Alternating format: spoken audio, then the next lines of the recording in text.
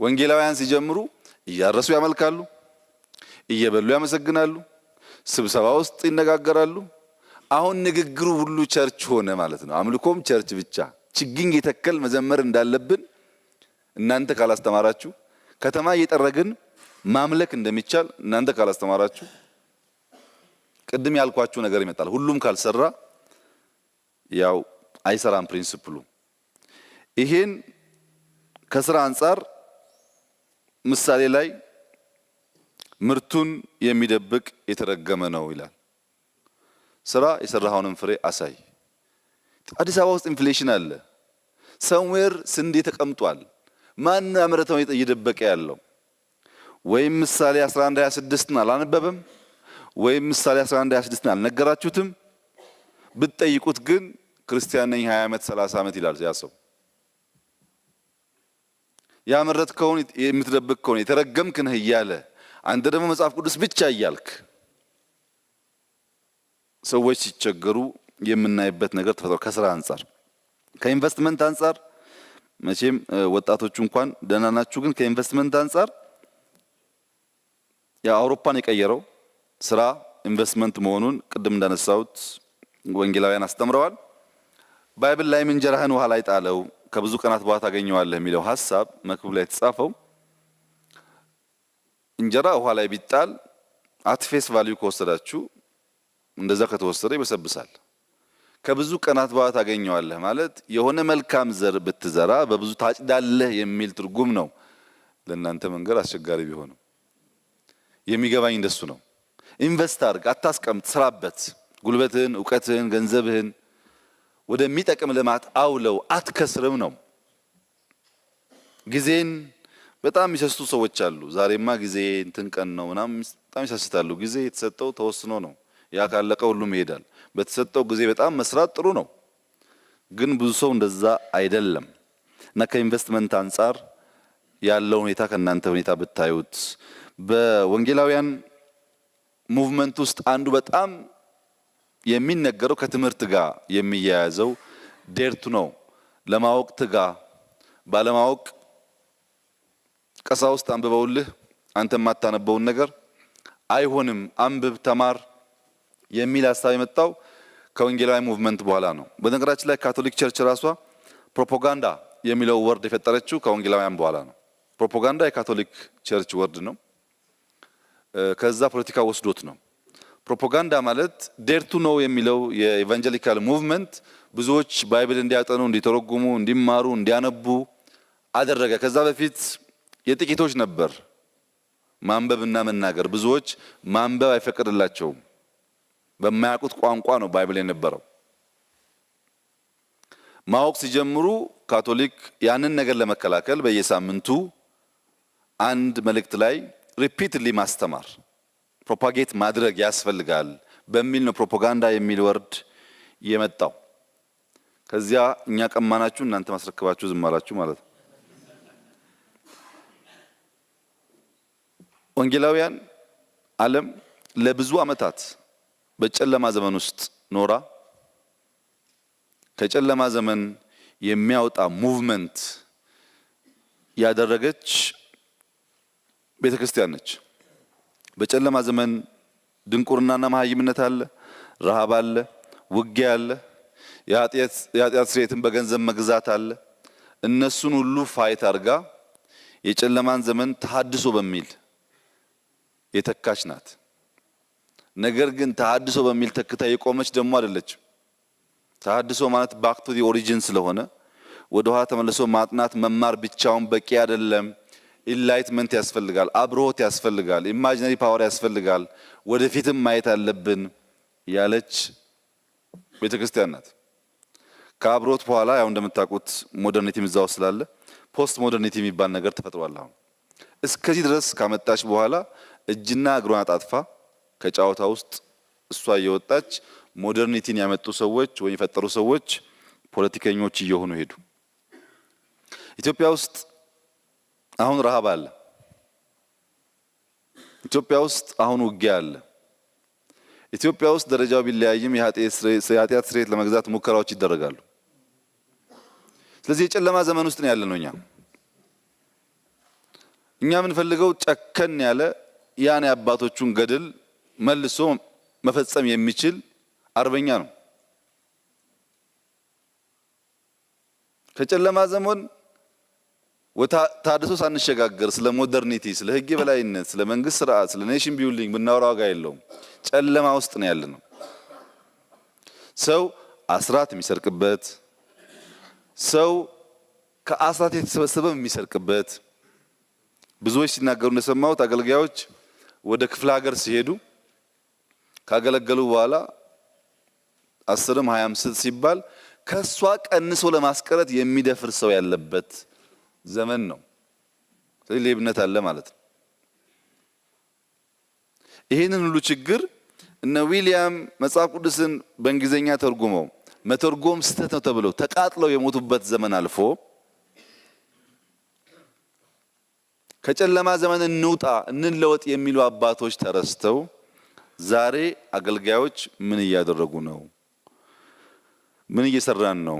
አሁን ኢትዮጵያ ውስጥ ያለው ማንኛውም የምናጭደው ነገር የእናንተ ውጤት ነው። የእናንተ ሲባል የእናንተ ብቻ ሳይሆን የእምነት ተቋማት የእናንተ ውጤት ነው። ያን የምናጭደውን ነገር መልሰን ለመቀየርም የእናንተ ቁርጠኝነት ያስፈልጋል። ለምሳሌ መንግስት አገልጋይ ይሁን የሚል ሐሳብ መንግስት በዘመኑ አስቦት አያውቅም። አገልጋይ የሚል ወርዱም ታላቅ እንደ ታናሽ ይሁን የሚለው ሐሳቡም የመጣው ከእናንተ ነው እንጂ መንግስት ንጉስ ነው። ለምን ዝቅ ይላል? ለምን ያገለግላል? ንጉስ ያዛል፣ ንጉስ ይበላል የህዝብ ያረሰውን እንጂ ማገልገል የሚባል ሐሳብ አይሄድም አብሮ። ከፍ ያለው ዝቅ ይበል፣ ታላቅ እንደ ታናሽ ሆኖ ያገልግል የተባለው በተግባርም የተገለጠው እግር እስከ ማጠብ እና ስያሜውም አገልጋይነት የተባለው ከእናንተ ነው። እሱ ልምምድ ኢትዮጵያ ውስጥ ምንድነው እየሆነ ያለው የሚለውም ብናይ ምናልባት ከጨከናችሁም የእናንተ ሁኔታ እርስ በርስ ለመነጋገር አንድ ለመሆን ምን አስቸገረን? ለምሳሌ በኋላ ታነሱታላችሁ፣ የላይሰንስ ጉዳይ ታነሳላችሁ፣ የቸርች መስራት ታነሳላችሁ። አንድ ከሆናችሁ በጣም ቀላል ነገር ነው። አንድ ካልሆናችሁ ግን በመንፈስ አልተጠመቃችሁም። በመንፈስ የተጠመቀ በአካል አንድ ነው ስለሚል በዚያ ስያሜ ልትከራከሩ አትችሉም ማለት ነው። በመንፈስ ተጠምቀናል በአካል አንድ ነን ካላችሁና ህብረት ከፈጠራችሁ ደግሞ እናንተም እንደሌላው መጠየቅ ትችላላችሁ። አለበለዚያ አሁን በሺህ የሚቆጠር የምታውቁት ነገር ነገም እንደዚያው እየቀጠለ የሚሄድ ከሆነ መትከል እንጂ ማብቀል የሌለበት ስራ ከሆነ መንግስት አይተባበርም። አንድ ችግኝ አንዳችሁ ተክላችሁ እዚህ ከአንድ ሰዓት በኋላ አንደኛው ነቅሎት ሌላ ቦታ ቢተክለው አንደኛው ነቅሎት ሌላ ቦታ ቢተክለው ችግኝ ነው፣ ዛፍ መሆን አይችልም። የኛ ስራ እንደሱ ነው። ስንሻማ የምንውለውና ስንነቅል የምንውለውን ኃይል ሰብሰብ የምናደርግ ከሆነ እዚህም እየነቀልን ማንሄድ ከሆነ እና ዛፍ የሚታይ ከሆነ ፍሬ የሚታይ ከሆነ መንግስት ወዶ ሳይሆን በግዱ ያደርጋል። ትልቅ ህዝብ ነው እዚህ ያለው። እንደ ማንኛውም ተቋም ማድረግ የሚገባውን ያደርጋል። ያን ለማድረግ ግን ከማን ጋር ነው የምንነጋገረውም ችግር ነው። ችግኞች ዛሬ እዚህ ግቢ የበዙ እንደሆነ ነገ እዛኛው ግቢ ይበዛሉ። ችግር እንኳ ቢኖር ይቅርታ አስቀድማችሁ ችግኙን ወደ ማብቀልና ዛፍ ወደ ማድረግ ስትሄዱ በእኛ በኩል ማድረግ የሚገባን ሁሉ ነገር እናደርጋለን።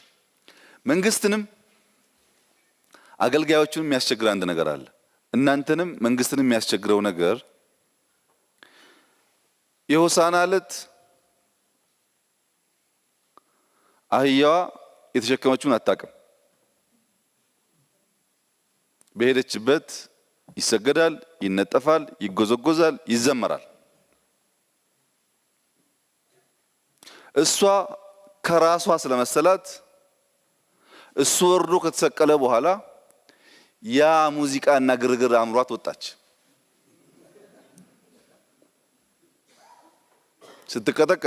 ስትቀጠቀጥ ቤት ገብታ እናቷን በቀደም እንደዛ ያነጠፉልኝ፣ የዘመሩልኝ፣ የሰገዱልኝ ደበደቡኝ እኮ አለቻት። የሰገደልህም ያመሰገነህም ያሸበሸበልህም የለም። አንተ ላይ ያለው ላይ ነበረ እሱ ስትል ይቀራል ማለት ነው። እሱ ሲኖርህ ብቻ ነው እሱ ሲኖር ብቻ ነው ያ ነገር የሚቀጥለው። አላችሁ አንዳንድ ሰዎች ስትጀምሩ በጣም ተሸክማችሁት ያያችሁ ካስቀመጣችሁት በኋላም ግን የምትጠብቁ ማለት ነው። አይሆንም። እሱ የእናንተ አልቲሜት ጩኸታችሁን ወደ ፍሬ የሚቀይረው ነገር መልሳችሁ ቦታው ላይ ካስቀመጣችሁት የኢትዮጵያ ችግር ይፈታል። ካላስቀመጣችሁስ እንደናቆራለን። ምክንያቱም ችግሩ የት እንዳለ አልገባችሁማ። ችግሩ ያለው እዚህ፣ መፍትሄ የምትፈልጉት ሌላ ቦታ። በዚሁ አግባብ እንነጋገር። ስሜ ቄስ ግርማ ዘውዴ ይባላል። ከኢትዮጵያ ወንጌላዊት ቤተክርስቲያን ቤቴል ነው። መናገር የፈለኩት የመጀመሪያው ምስጋና ነው። ምስጋናው ለእግዚአብሔር ነው።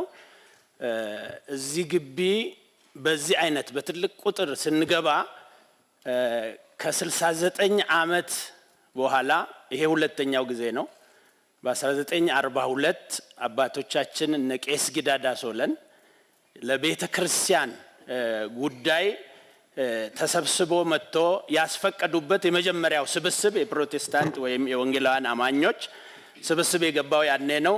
ከዛ በኋላ እንደሰው አይነት ሰፊ ስብስብ ቤተ መንግስት የገባበት አጋጣሚ የለም። ከ1625 እነ ጴጥሮስ ሄሊንግ መጥተው ወንጌልን ለመስበክ መጽሐፍ ቅዱስን ለመተርጎም ጥረት ካደረጉበት ጊዜ ጀምሮ ከመንፈሳዊ ስራ ባሻገር በቤተ ክርስቲያን በአገር በኢትዮጵያ ላይ ራሱ ትልቅ አሻራ ያሳረፈ የእምነት ተቋም ወይም ክፍል ነው።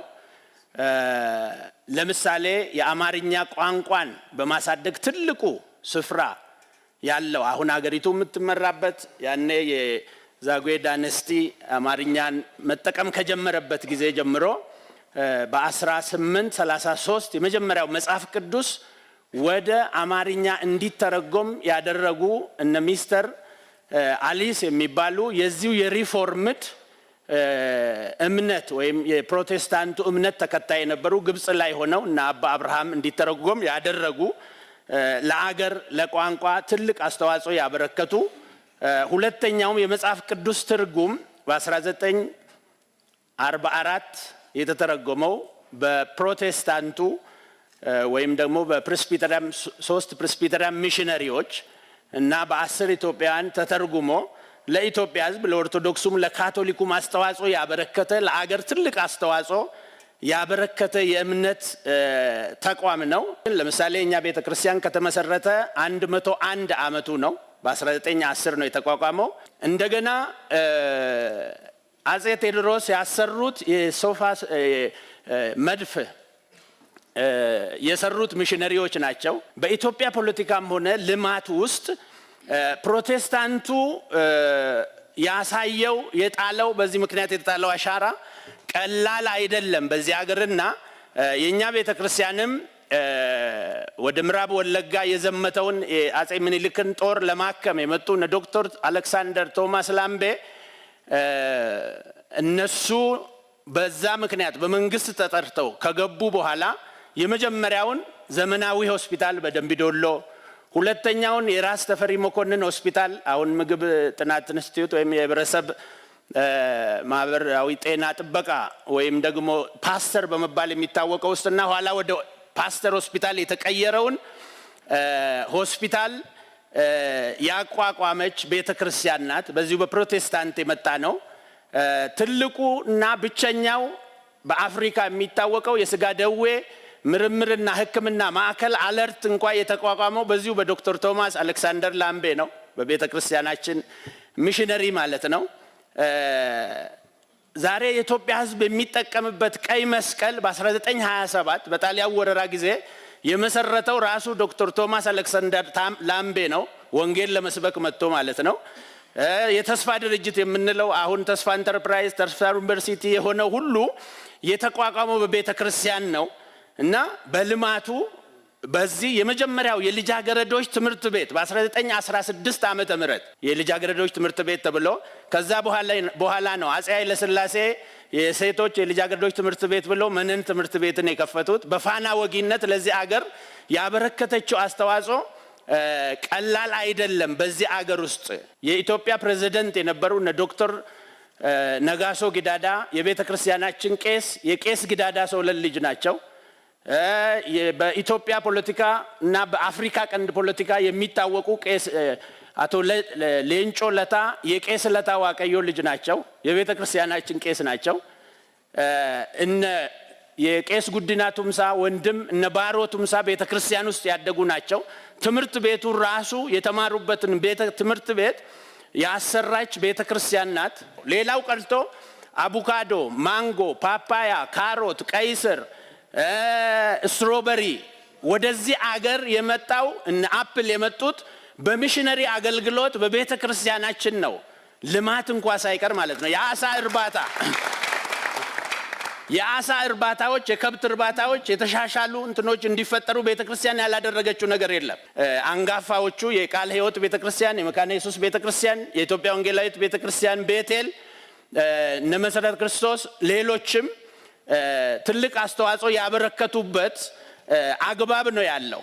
በ1939 ደግሞ አባቶቻችን እነ ቄስ ጊዳዳ ሶለን ሐሳብ ሬዝ ባደረጉት ህብረት ተቋቁሞ ከዛ በኋላ በነቄስ ጉዲና ቱምሳ ደግሞ የመተባበር ጉባኤ የደርግ በ1966 አብዮት ጊዜ አንድ እንደውን ተብሎ ህብረት ተቋቁሞ ይሄ ሁሉ እየተሰራ የመጣበት ማይኖሪቲ ያልሆንበት እኛ ተደራጅተን ወደፊት ብንሄድ ቅድም ጠቅላይ ሚኒስትሩ እንዳሉት እርሶ ይሄን መብታችንን ብንጠይቅ እኛ ትልቅ ህዝብ እንደሆነን በምድሪቱ ላይ ይሄንን ለኛው ለራሳችን መልሶ በርሶ አንደበት አስገንዝበውን